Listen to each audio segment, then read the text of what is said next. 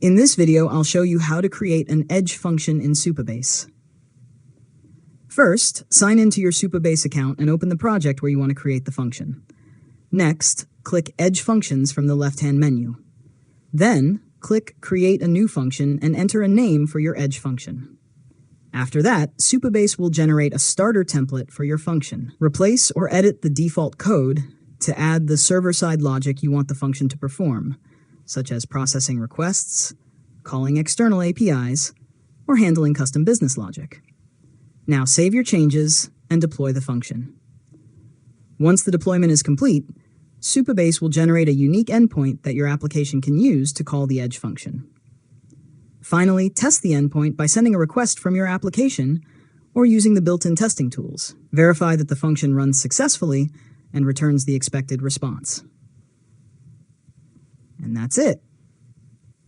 You've successfully learned how to create an Edge function in Supabase. If you found this tutorial helpful, make sure to subscribe to Learn Mode Lab for more tutorials.